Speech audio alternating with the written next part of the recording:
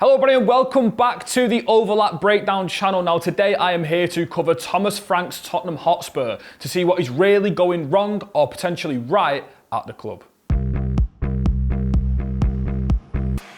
Okay, this is going to be a very interesting piece to talk about today, and I've been wanting to basically speak about sort of an updated version on Spurs because we covered Thomas Frank when he first came into the club and all the signs were really good. You know, even though they lost the Super Cup against PSG, they had a performance that sort of stipulated what he was about, which was this sort of adaptable way of playing, moving between a free back, a full back, different shapes, different personnel. They obviously went on to beat City at the Etihad in a very, very convincing manner with a display that was completely sort of orchestrated by Thomas Frank's tactics. But since then, in the last 10 games, this is being recorded before their Copenhagen at home game in the Champions League, they have only won 3 out of their last 10, and I think them 3 have actually come against Doncaster, Leeds and Everton. So very, very sort of weaker opposition. And in the past recent weeks, Tottenham fans are getting very, very worried about the general performances and what the overall look of Tottenham is looking like. And I had the pleasure, well, probably the displeasure of watching Spurs play against Chelsea over the weekend on a watch back, and that was probably one of the worst sort of performances I've seen from not just a Big Six team, but probably any team in the Premier League this season. And just to show you how bad that was, the Spurs had just one passing sequence consisting of 10 plus passes against Chelsea in this game, which is very, very poor if you think about sort of the way Spurs want to control games at home. Thomas Frank, how much he relies on this deep build-up. I'll go on to talk about sort of the structure and the personnel in a minute, but that is very, very bad. In the league, at home, Spurs have only created over 1 expected goals in this list of games, which is the Chelsea loss, the Burnley win, the Bournemouth loss, the Wolves draw, and the Villa loss. Their home record at the moment in the Prem is shocking. Tottenham's XG against Chelsea was a 0.1. It's their second lowest on record in a Premier League game. At this rate, they would have needed to play Chelsea 10 times 900 minutes of football or 15 hours just to generate 1 expected goal. So it's a very, very, very, very, very bad sign for Tottenham against Chelsea. And that's where a lot of this analysis is going to centre around. So if I just want to show you what Spurs are doing in their build-up that is really making it hard for them to get into the opposition's sort of half. What we've seen a lot from Spurs is sort of splitting the centre halves wide on the box either side of Vicario. Now, if I just push sort of Chelsea's man-to-man press on so I can show you what it looks like, we have sort of complete man-to-man across the park. Now, what Bournemouth actually did when Bournemouth played Spurs is they noticed how much they wanted to travel versus down sort of Mohamed Kudus's side. Now, the reason that Spurs want to isolate Kudus 1v1 is because of how good he is at taking the ball back to pressure. So if you can imagine that this is passed to someone like Romero or Danso in the Chelsea game and that ball is worked very wide, Kudus can then drop deep, pressure on his back, and he's very good at taking the ball sort of back to pressure, right here, resisting contact, and then looking for them sort of slip balls in behind. It was something that we covered when Thomas Frank first moved to Spurs, and that is that he likes his wingers to make these somewhat looping runs from outside to inside and take that contact. If we think about Brian Mbeumo at Brentford and now at Manchester United, the similarities between them profiles, very, very similar. But I want to explain to you why they are struggling so much. Now, Bournemouth did something that I thought was absolutely brilliant when they resisted Spurs completely. And I think this is the first wobble that Spurs had. They created 0.1 expected goals at home to Bournemouth. Bournemouth won the game 1-0. But it was their out of possession. And I think Spurs actually dominated around 65% of the ball, which really shown why Spurs are now struggling. So what they are doing is we can imagine that Spurs have got their most dangerous player in Mohamed Kudus. I've got a graph from Opta on your screen right now that shows that 40% of their chances created roughly are coming down the right third in comparison to the middle and left third, which is showing a complete reliance on that right side of Pedro Porro and Mohamed Kudus. Now, Spurs mostly this season have used Romero, Van der Ven and Jed Spence. Now, Jed Spence is a right-footed left-back, and we're going to speak about why that is such an integral sort of part of the opposition's plan against Spurs. What they like to do is they like to put their 9 and their number 10 on the same line, so it's somewhat of a 4-4-2. Their wingers pin very, very high. And what Bournemouth noticed very early on was that they want to go through Mohamed Kudus. He's been their best player this season by an absolute country mile. Kudus has been incredible, and I think, you know, speaking from experience of watching him at West Ham, he's come in and I think he's already proved what kind of player he can be. Now, Bournemouth noticed that, so when Romero was stepping out on the ball. What they decided to do was let Tottenham push up a little bit, and they completely locked off this side. So their centre forward, or Alex Scott in most cases, was actually just stood completely blocking the passes into Pedro Porro and Mohamed Kudus. Now what would happen is they would shield and box out the press. So the possession is worked through Mickey van der Ven, and once the ball is worked out to Jed Spence, again, we must, remember, this is a right-footed left-back, so all of these angles are focused on moving the ball back into the pitch. Now what Bournemouth did was lock off this side completely, resist that pass into midfield, and leave one pass open that was to Brennan Johnson in the Bournemouth game. And that wall pass right here is not where any other winger really, apart from Mohamed Kudus, excels. Think about Xavi Simons and sort of his loose touches, the way he receives contact on his back. Not very comfortable at all. And overall, this square ball, this straight ball, is a massive issue for Spurs. It is incredibly easy to lock off this side and force Spurs to play a straight ball down the side. Spurs have not really got an answer to access sort of the inroads into the block. Think about Xavi Simons this season. He's been playing left wing, but has often played number 10 as well. You cannot work the ball to him if you've got a right-footed left-back who is playing very, very straight balls into the back of the winger. There's too many wall passes. Wall passes are passes where the player is receiving it and looking at his own net. We want to get the wingers arriving into that space. We want to get them looking inside with the ball. I know this is a Spurs video, but if you listen to Mikel Arteta, talk about this wall pass, this is one of the passes he hates the most as a manager. Winger facing his fullback, pressure on his back, nowhere to go except from back to his fullback. That is a wasted pass, and Spurs do that way too many times. If I flip this back to what they were doing against Chelsea, Chelsea put man-to-man pressure on, but what they forced Danso to do was they curved inside the pitch, leaving their centre-backs and full-backs to go all the way down here, and there was numerous times where the ball was just clipped down the line here. Now, the problem with this pass is when you're doing it right here, if you look at the red counters in comparison to the blue counters, if Mohamed Kudus or the other right wingers who have played there this season, if they lose that ball or it's a loose touch, and I'll go on to speak about sort of Tottenham's data when it's talking about personal individual mistakes, if that ball is lost in a second ball or a first ball or the touch is loose, Chelsea have got too many players and the distance is too big between Spurs' forward line to defensive line to recoup that loose touch. And the amount of times that Tottenham were persisting with bringing the ball out of the back, forcing it down the fullbacks and then smashing it down the line and losing the ball, it didn't get them anywhere near up the pitch.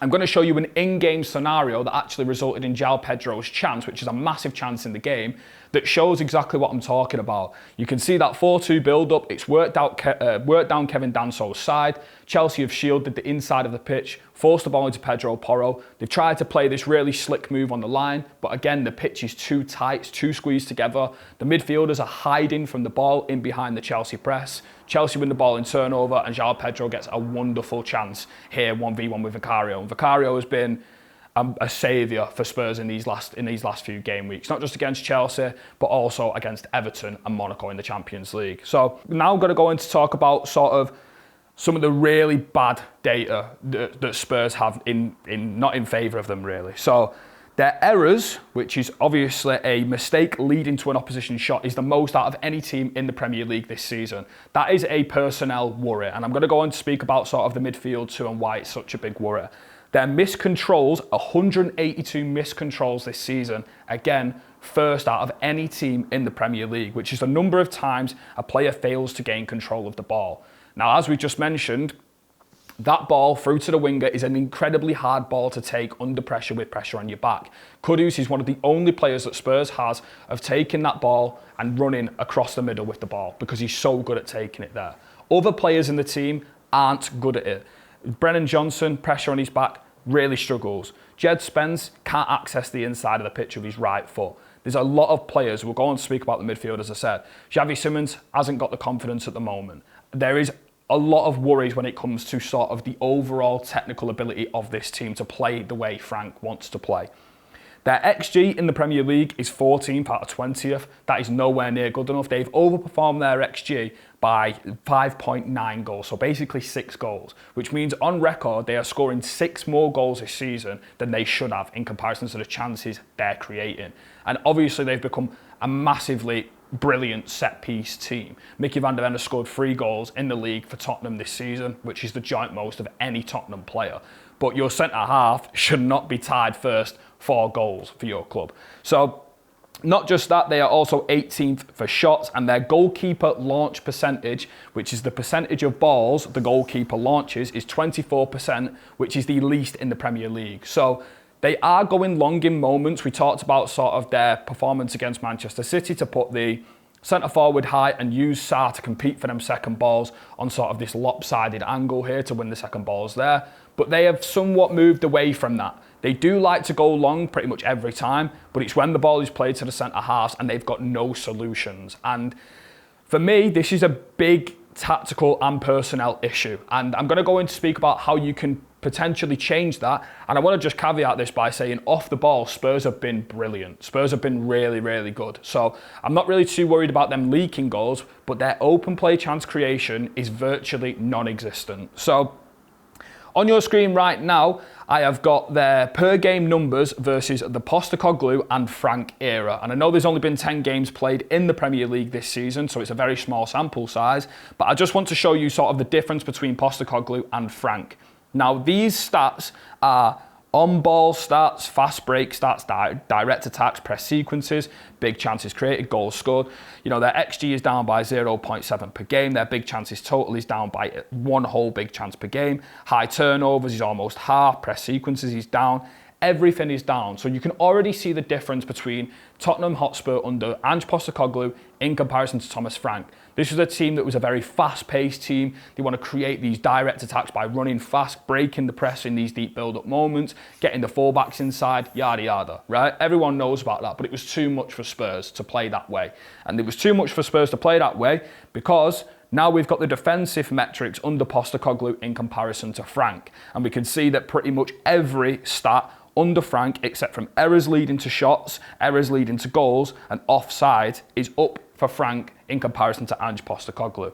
So we are talking about Thomas Frank making Spurs a masterful defensive team. They've been great off the ball. Honestly, I must say, they've been really, really impressive off the ball.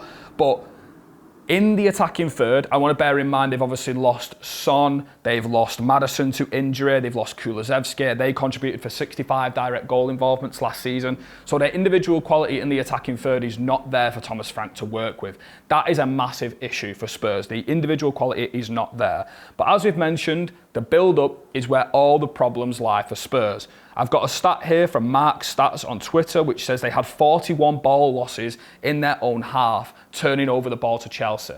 5 of them 41 ball losses led directly to a Chelsea shot. So not only is the build-up not getting them up the pitch and creating their own chances, but they are actually conceding more chances because of how poor they've been in build-up. And I want to explain to you sort of why their build-up is so poor, not just structurally, but also the two in midfield. Now, Bentancur and Palhinha have got a lot of stick this season because Thomas Frank is basically refusing to drop this pair. He wants to play that pair in there all the time.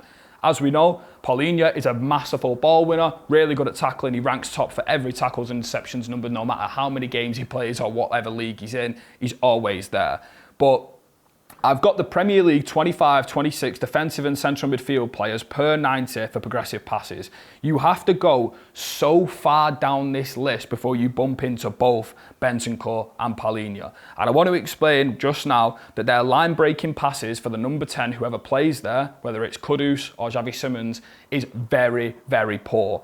I've got João Palhinha's line-breaking passes on a graph here. He's only played 30, and Rodrigo Bentancur, who's only played 26. Now, that is very, very low for a central midfield pairing, especially when they're having lots of the ball. Now, if I want to explain to you why structurally this is a problem, when teams want to build out of the back, when they're building in a 4-2, there is a lot of straight lines on the pitch. And what I mean by that is if you just look at the counters, they are all straight lines between each other. There's no staggering. So if you're looking to stagger something, you're looking for something like that, maybe something like that, maybe something a bit like this. You're looking to create them angles to play the ball into players. Now, when Tottenham are playing in this 4-4-2, it's too straight. Everything's too straight lined. And when the ball is being played into here, it's just going force right back to the place it came from. Whereas if this player is stood here, that creates an angle straight away to him. It asks the question of him. Can we drop one in if he comes a bit deeper for the ball? And I feel like that, for me, is where the tactical element of Spurs is lacking. You know, Thomas Frank has been praised a lot for his sort of adaptability, and whilst he has adapted from player to player in this team, he's not adapted in terms of the structure. It has very much always been this 4-4-2.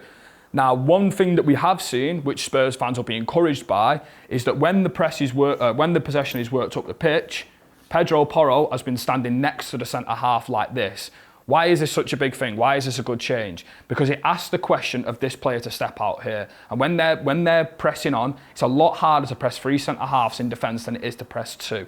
And it's a lot harder to force the ball now out wide. Because if you go man-to-man press, we can drop one in, he can stay wide, he can push up. There's a lot of different solutions. The problem is with me at the moment with Spurs is it is far too rigid positionally in the build-up to create the angles to play through. And it is a personnel issue because I do believe that the 2 in midfield aren't doing enough showing for the ball. There's not enough bravery to come deep and show for the ball. Chelsea game, massive example of that. But in this structure, you need to create movement and you need to create rotations. And it's too flat at the moment for them to break in behind on the ball, possession-wise. Some of their best performances, sort of Everton 3-0 away, Manchester City 2-0 away. Both of them have come with playing off the ball and sitting deep in their block and using the counter-attacks. So far this season, Spurs haven't really shown anything on the ball in possession to warrant sort of being able to play their way through teams consistently. And I think the Bournemouth game, the Villa game where they couldn't really get out of their own half with the possession, and again the Chelsea game are really, really interesting and pretty damning looks at this Spurs team at the moment because he's not really changing too much in the structure. And I think these wall passes here, straight passes into the wingers, they need to think of something a little bit more imaginative that helps. And they've used Xavi Simons to sort of drop in here, but that's because he's not really getting the ball off the 2 central midfield players. To work the ball through the centre, it's not just about inviting the press and being a straight line. There has to be movements from the number 6s, from the midfield pair, which take markers away from them. And I feel like at the moment, that 2 in midfield is hiding from the ball quite a lot. But I also think it's a coaching point to be like, right, how do we get the midfield more on the ball? How do we sort of pick apart the press of the opposition? It's by moving and rotating the midfield, creating space for others. And I don't see enough of that from Spurs at the moment. But yeah, it's a really, really worrying case. I don't really doubt that Thomas Frank will fix this. I think it could be a case of just sort of stripping it all back, playing long, similar to how United have adapted and sort of picked up results from it. But they play Copenhagen tonight, which is a game they have to dominate on the ball. And if I was Copenhagen, I'd be looking to go and step up onto Spurs, ask the questions of them when they press up high. So yeah, I think one last thing I'll probably say is obviously how crucial Christian Romero is to this build-up for the Tottenham team. His line-breaking passes are absolutely exceptional. When he's not in the team, it's very easy to notice how much he's missed.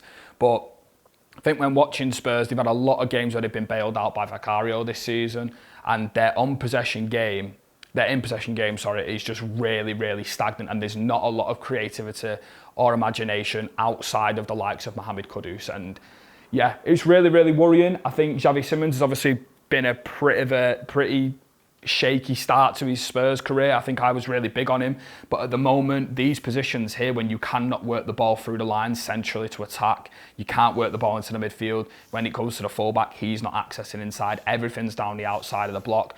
I think it's really, really worrying, sort of.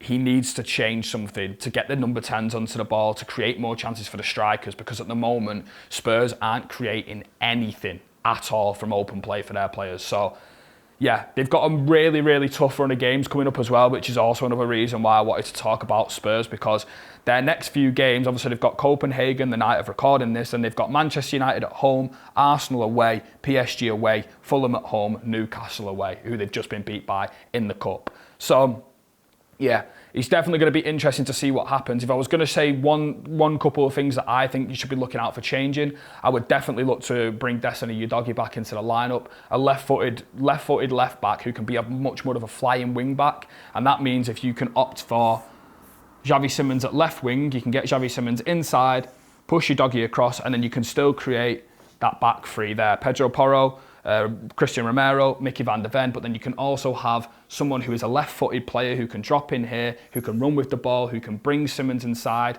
You can create these 2-10s. You can have Simons, Bergval, Kudus, anyone there. You can have 2 sitters, and you can have a right winger behind your striker. And I think that looks a little bit more exciting for Spurs, because at the moment a lot of regressive passes are happening, a lot of back to the keeper, a lot of not being brave enough to get on the ball, which is something I didn't really imagine Spurs looking like, especially after all the risks they took under Ange Postecoglou and how brave they were at bringing the ball out and how much they stood by their principles.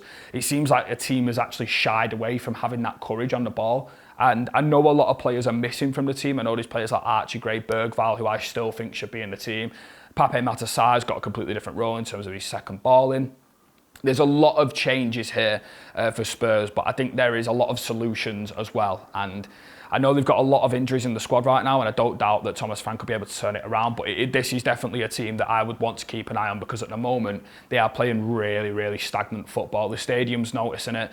And to be honest, they have become a little bit of a set-piece team, which again, there's no problem in doing that. But I've always imagined Spurs playing free-flowing, attacking football, risk-taking football, flying full-backs football, box-crashing midfielders, exciting midfielders who like to carry the ball. So, yeah, it doesn't really look how I thought it was going to look at the moment. But, again, I back Thomas Frank to turn it around, but definitely want to keep an eye on in the coming weeks. So, that's all we have time for today on the Overlap Breakdown channel. If you did enjoy, please don't forget to like, comment, and subscribe to the channel to see more weekly content. And we'll see you next time on the Overlap Breakdown. Thank you.